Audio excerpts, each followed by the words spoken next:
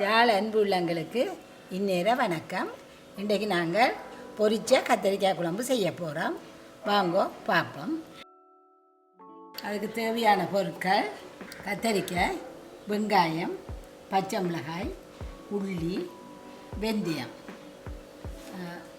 முதலாம் பால், ரெண்டாம் மூன்றாம் பால், மிளகாய்த்தூள், உப்பு, எண்ணெய். இது நல்லெண்ணெய் நாங்கள் இப்போ இந்த வதக்கிறதுக்கு. இது தேங்காய் எண்ணெய் பொரிக்கிறதுக்கு. இந்த கத்தரிக்காயை நீங்கள் விரும்பின வடிவங்களில் வெட்டலாம். இது நான் எங்களோட பிள்ளைகளுக்கு முழு கத்தரிக்காயை பொரிச்ச குழம்பு விருப்பம். அந்தபடியாக நான் அப்படி செய்கிறேன். இதை அப்படி நாளாக கீரை போடுறேன்.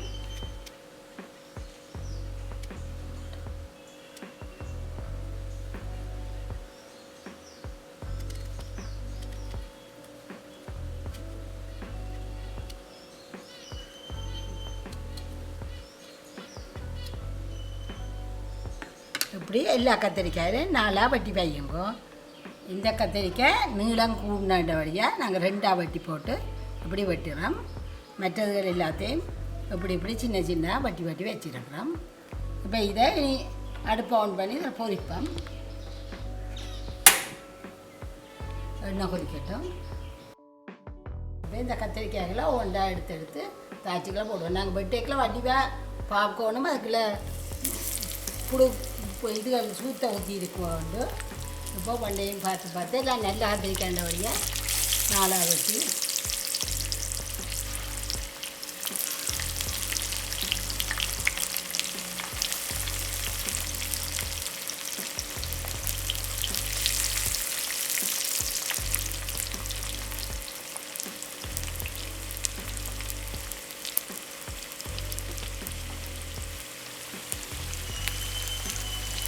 இப்போ பாருங்க, இது உள்ளுக்குள்ளே நல்லா சிவந்து வந்திருக்கு. நீ இதை வைக்கலாம். இப்படியே எல்லாத்தையும் உரைக்கி மிச்சத்தையும் பொரியுங்க.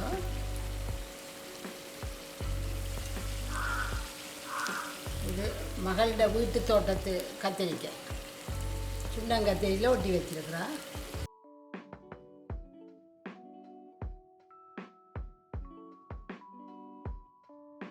வெள்ளம் நாங்கள் பொரித்து எடுத்துட்டோம். இனி நாங்கள் இந்த எண்ணெய் தாய்ச்சி இறக்குவோம். இதை இறக்கி வச்சுட்டு எண்ணெய் தாய்ச்சி எடுத்து இப்போ நாங்கள் இதுக்குள்ளே நல்லெண்ணெய் விட போகிறோம். இப்போ இந்த எண்ணெய் கொதிக்கிட்டு நாங்கள் ஏன் அந்த அதுக்குள்ளே போடலைன்னா அந்த உள்ளி அதுகளில் இருக்கிற வாசனை எல்லாம் அந்த தேங்காயோடு போயிடும். இப்போ நாங்கள் இதுக்குள்ளே இப்போ உள்ளி, பச்சை மிளகாய்,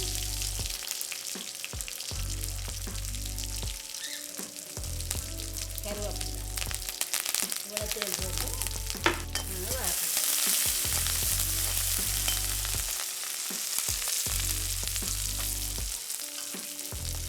புளியை ஊற வைப்போம். வெந்தயத்தை போட்டு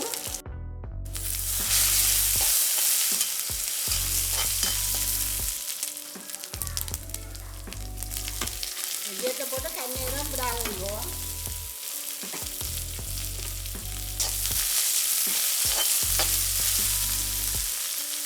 நல்லா அடுப்பை குறைச்சி போட்டால் எல்லாம் செய்யணும்.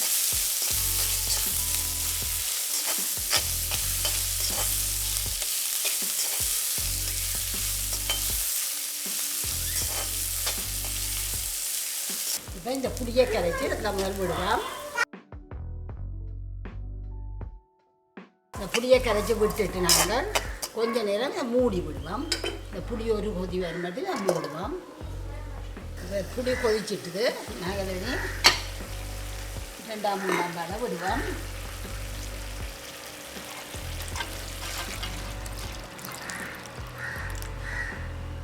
தூளை போடுவோம்.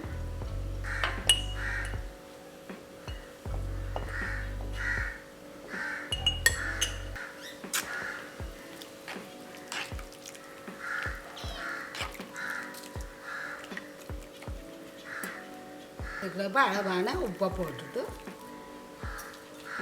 மூடுவோம்.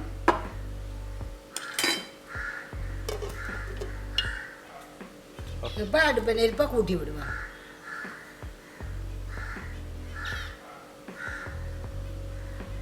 இப்போ குழம்பு நல்லா கொதிச்சிட்டுது. இப்போ நாங்கள் இதை இறக்கி கத்திரிக்காய் துண்டுகளை போடுவோம்.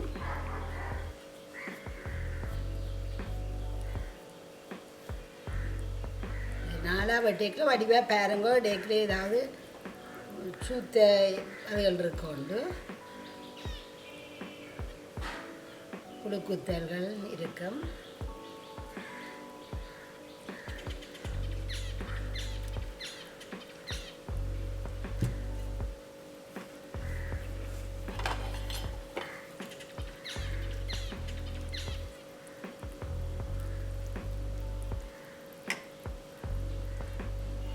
வெள்ளத்தில் முதலாம்பாலை விட்டு அப்படியே மூடணும்.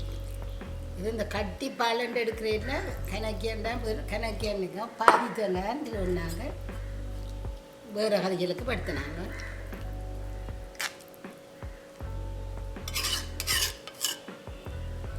இப்படியே மூடி விடணும். நல்லா கொதி வந்து நல்லா கொதிக்க மாட்டோம். விட்டா பிறகு வெங்காயம் 10 நிமிஷம் தான் நல்ல மெல்லிய நெருப்பில் விடுவோம். நல்லா கொதி வந்தால் இப்போ நல்லா அடுப்பை நல்லா கூட்டி விட்டுட்டு அப்படியே விடுவோம். நல்லா கொதிச்சுட்டு நாங்கள் இப்படியே மெல்லிய நெருப்பில் மதுவிட போகிறோம். இப்படியே விட்டுட்டு நல்ல மெல்லிய நெருப்பு கொண்டு போகிறோம். இப்படியே 10 நிமிஷம் 10-15 நிமிஷம் அப்படியே விடும்போது 10-15 நிமிஷம் ஆச்சு.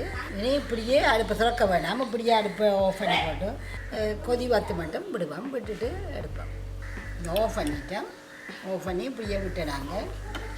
இப்போ சுரந்து இந்த கத்திரிக்காயில் பிக்காமல் எடுத்திங்கன்னா